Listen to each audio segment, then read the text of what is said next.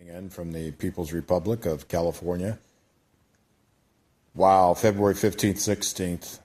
These banks, and someone uncovered a bank memo in Oklahoma and Arizona. They're going to have a region-wide, maybe nationwide, maybe international, the way things are looking now. And we need everybody to be looking at this on February 15th and 16th and looking towards your bank and seeing if they're participating in this insanity.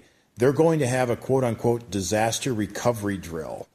And during this drill, people are not going to have access to their bank accounts. No electronic banking, no ATM withdrawals, no debit cards for this test. And they're telling their customers now, hey, guys, there's a test coming up on the 15th and the 16th. We want to be ready in case there's a cyber attack or there's a cyber warfare event. So just so you know, you're not going to be able to get any money. Now, the person that discovered this, it seems like somebody in Oklahoma and Arizona slipped up and let this out, because SWIFT, which is an international network, which does mega gigantic money transfers, like billions of dollars between banks. They're the big kahuna pipeline of the currency transfers. SWIFT is participating in this as well.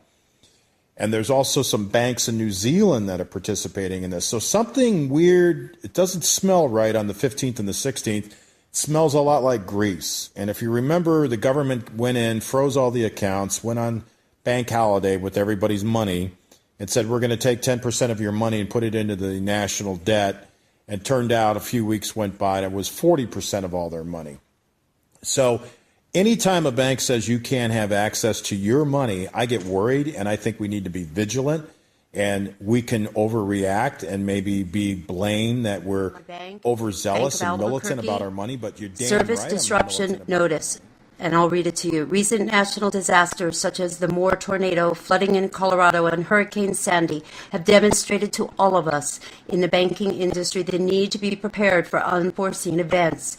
Accordingly, Bank of Albuquerque will be performing a disaster preparedness drill that may impact the availability of some banking systems, including mobile banking, online banking, and more. The drill will begin at 7 p.m. Mountain Time on Saturday, February 15th, and run throughout Sunday, February 16th. Our ATM network will be fully operational all weekend for deposits, bank inquiries, and cash withdrawals. Express Bank will also be available, but will have limited functionality and will likely experience higher than normal call volumes and extended wait times over the course of the weekend. To minimize the impact to you the weekend of the drill, consider making any transfers, deposits, or online bill payments earlier in the week before the drill begins. Throughout the drill, we will be posting updates on Facebook, Twitter, and encourage you to follow us there to stay informed and up to date. This drill is part of our ongoing disaster preparedness efforts to make sure that Bank of Albuquerque is ready to face the worst of what nature has to offer.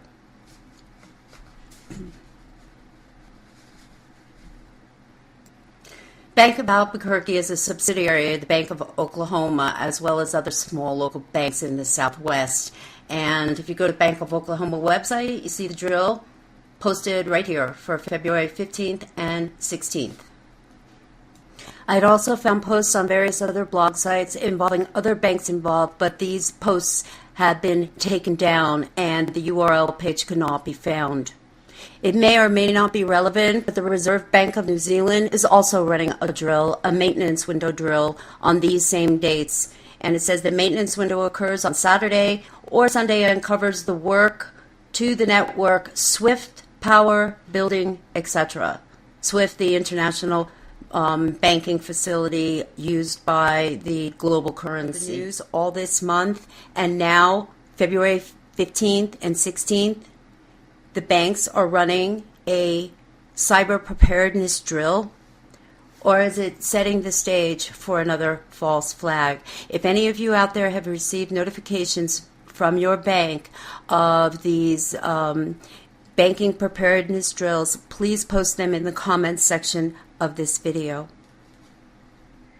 And In 2008, we should have collapsed. We should have gone the way of Greece. The only reason why we didn't was because the global elite and the banking cartels put it off on the Eurozone and collapsed the Eurozone in order to gain sovereign debt.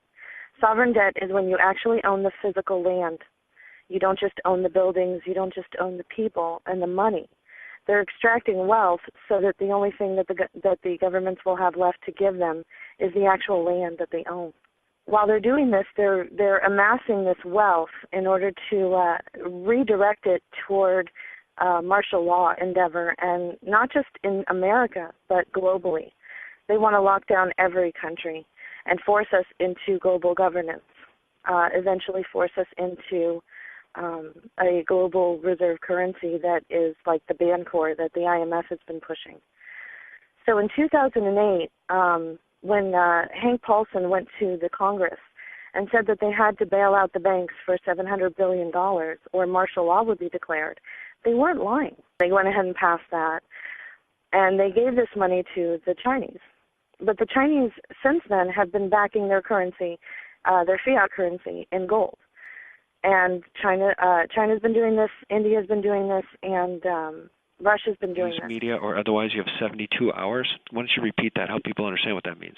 When they're going to roll out martial law, they think that when the financial collapse hits the shores of the United States, they have 72 hours. So with my Deutsche Bank informant and talks with other people in the alternative media, my contacts, I just think that it's possible that a scenario like this, I'm not saying that this will happen, but a scenario like this, and it would give you something to look for, a little red flag to look for. Let's say that the banks all say that there's a virus in all the banking systems, all of the banks, and they have to shut down, like on a Friday. We know that the Obama administration loves to do things on a Friday afternoon or when we're celebrating New Year's Eve. So Friday afternoon, they would say they're going to shut down the banks and get rid of this virus over the weekend. And on Monday morning, everything would be back up. Over the weekend, you wouldn't be able to use your ATM or pay any bills online. But everything will be fine on Monday morning. That is your red flag. You have 72 hours from that moment to do whatever you were planning on doing, get to wherever you were planning on getting to, hunker down whatever you were planning on hunkering down, because they're going to unroll martial law in 72 hours from that moment, whatever scenario they intend to unroll. And I believe that it has to do with the banks, because they're stealing money from us left and right. In fact, I've gotten reports from insiders that they're taking money out of private checking accounts. They're also stealing heirlooms. The Bank of America has stolen heirlooms out of people's safety deposit boxes and ship them from one coast to another, and then claim that they didn't know that it wasn't that it was this customer's property, and then they'll send it back, but they never do. They're trying to squeeze out as much money as possible.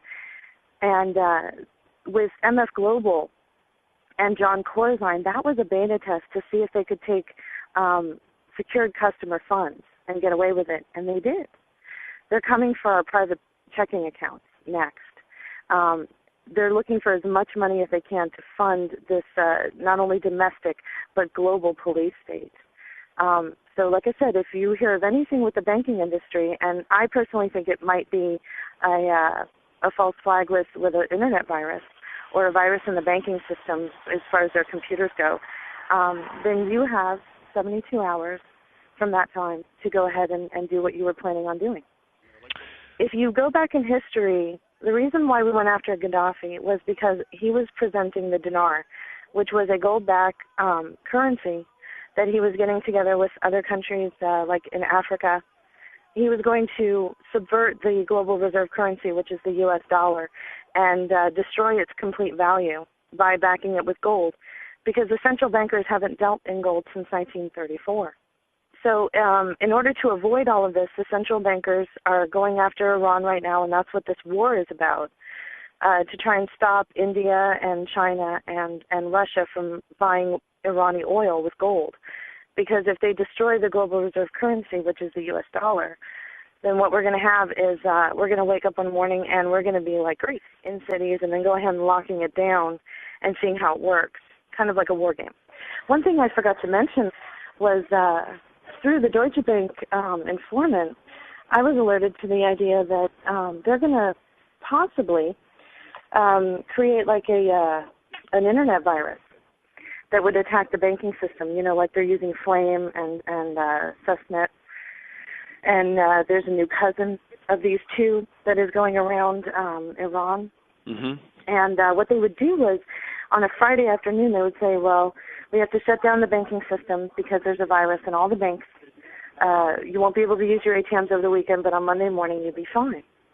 Well, if you hear of anything like that, you have 72 hours before they roll out martial law.